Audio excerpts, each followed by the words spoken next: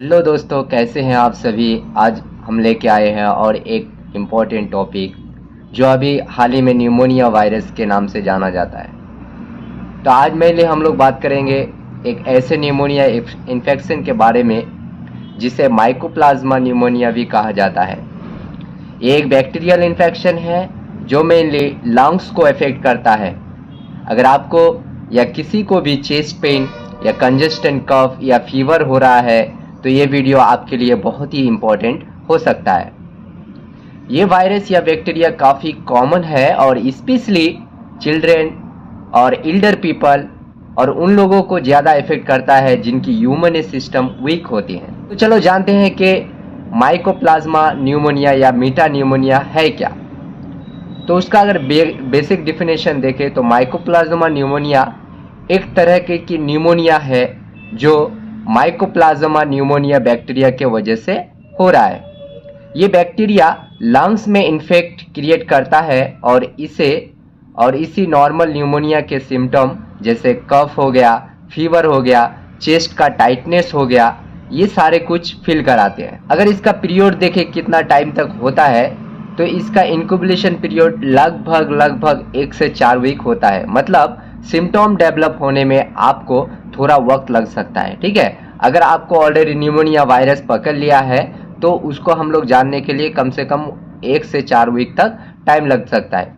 Causes और transmission के बाद अगर बात करें तो प्राइमरी जो कॉज होता है यानी जो मुख्य कॉज होता है तो ये pneumonia infection mainly mycoplasma pneumonia bacteria के वजह से होता है और ये बैक्टीरिया आपकी लंग्स की लाइनिंग को इन्फेक्ट करता है और आपको ब्रीदिंग में मुश्किल करते हैं। ठीक है, ये कैसे ट्रांसमिट होते हैं अगर देखें तो ये बैक्टीरिया ज़्यादातर क्लोज कांटेक्ट होने से या क्लोज कांटेक्ट से स्प्रेड होता है। ठीक है, जब हम लोग एक ही जगह में जुड़ते हैं जैसे कॉलेजेस हो गया, स्कूल्स हो गया, कैफेज हो गया, मार्केट्स हो गया, तो इस वजह से एक पर्सन से दूसरे पर्सन के कांटेक्ट में ये क्या हो जाता है, स्प्रेड हो जाता है। जैसे कि इन्फेक्टेड पर्सन के खांसी या उसके छींकने से जो रेस्पिरेटरी ड्रॉपलेट रिलीज होते हैं, यानी कि जब हम छींकते हैं तो हमारे मुंह से क्या होता है, एक ड्रॉपलेट रिलीज होता।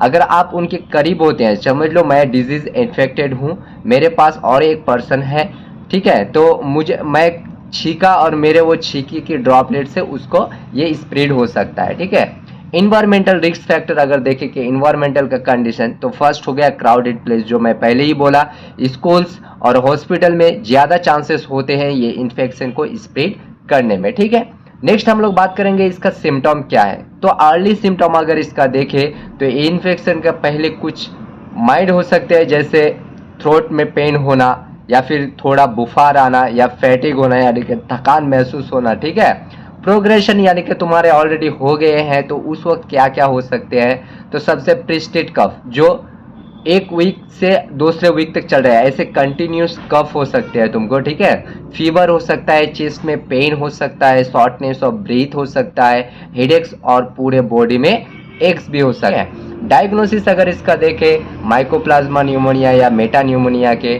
तो सबसे पहले हम लोग को टेस्ट कराना है। क्या क्या टेस्ट कराना है, तो मेनली ब्लड टेस्ट, सेकेंड हो गया चेस्ट एक्सरे टेस्ट और थर्ड हो गया स्टमक कल्चर टेस्ट। अब ब्लड टेस्ट में हम लोग को क्या करना है कि ये टेस्ट जो है ये मेनली इंडिकेशन दे सकते हैं कि तुमको कौन सा इन्फेक्शन हुआ है। ठीक है, चेस्ट एक्सरे के बात अगर करें तो ये कंडीशन में हमारा चेक किया जाता है कि हमारे लंग्स की कंडीशन सही है या नहीं है, या ये वायरस हमारे लंग्स में अटैक कर चुके हैं। सेप्टम कल्चर अगर हम लोग बात करें तो सेप्टम कल्चर ये एक ऐसा टेस्ट है जो हमारे बैक्टीरिया का प्रेजेंस कंफर्म करता है। तो ये सारे टेस्ट करके हम लोग एक पर्टिकुलर डायग्नोसिस में जा सकते हैं। ठीक है, इसका ट्रीटमेंट अगर देखें तो इसका ट्रीटमेंट बहुत ही ईजी है, हम लोग घर बैठ के घर में रह के ही आराम से ये ट्रीटमेंट करा सकते हैं। तो फर्स्ट हो गया एंटीबायोटिक।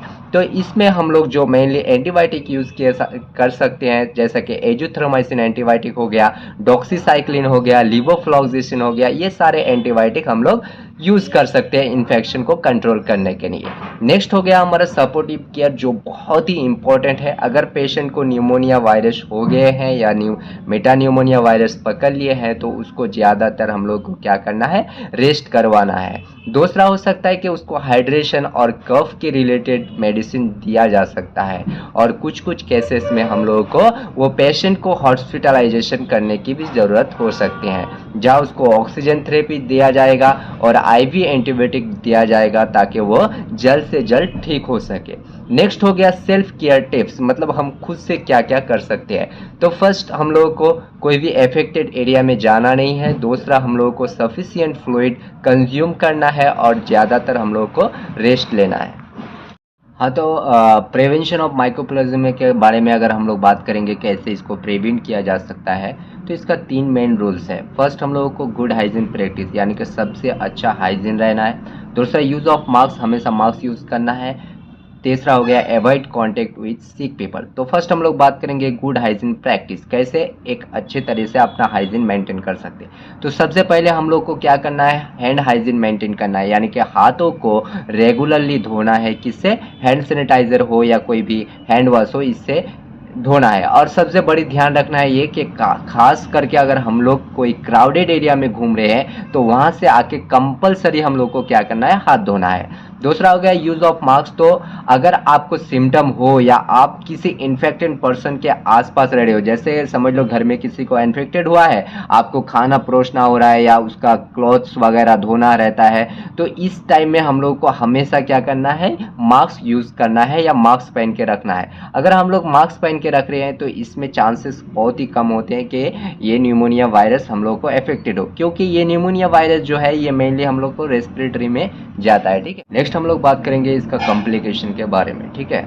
सीवियर केसेस, अगर इसको अनट्रीटेड छोड़ दिया जाए, यानी कि अगर न्यूमोनिया वायरस आपको हो चुका है और आप इस वायरस को ऐसे ही अनट्रीटेड कंडीशन में छोड़ दिया, यानी कि इसका इलाज नहीं किए हैं, तो आपका कॉम्प्लिकेशन बढ़ सकता है, जैसा कि प्लीयूरिटिस, यानी कि लंग्स के आसपास का लाइनिंग का इन्फ्लेमेशन हो जाना। दूसरा हो गया लंग एब्सिस या इवन रेस्पिरेटरी फेलर भी हो सकते हैं। रिस्क ग्रुप, अगर इसके बारे में बात करेंगे क्या क्या रिस्क ग्रुप हो सकते हैं, तो जो लोग इम्यूनो कॉम्प्लिकेटेड यानी कि इम्यूनो कॉम्प्रोमाइज होते हैं उनको ज़्यादा सीरियस इशू हो सकता है। इसीलिए अगर सिम्टम सेवर लगे, यानी कि ये सिम्टम ज़्यादा लगे, तो जल्द से जल्द मेडिकल अटेंशन के लिए ज़रूर ट्राई करें। ठीक है, तो दोस्तों आज हमने जाना माइकोप्लाज्मा न्यूमोनिया के बारे में। ये एक बैक्टीरियल इन्फेक्शन है जो लंग्स को अफेक्ट करता है और काफ़ी कॉमन है। इसका प्रॉपर ट्रीटमेंट और प्रिवेंशन जरूरी है ताकि हम अपने हेल्थ को प्रोटेक्ट कर सकते हैं। अगर आपको या आपकी किसी लव्ड वन को न्यूमोनिया के सिम्टम्स फील हो रहे हैं तो डॉक्टर से कंसल्ट करिए। और इसके अलावा अगर आपको ये वीडियो यूज़फुल लगे तो लाइक करें, सब्सक्राइब करें और अपने दोस्तों को शेयर करें।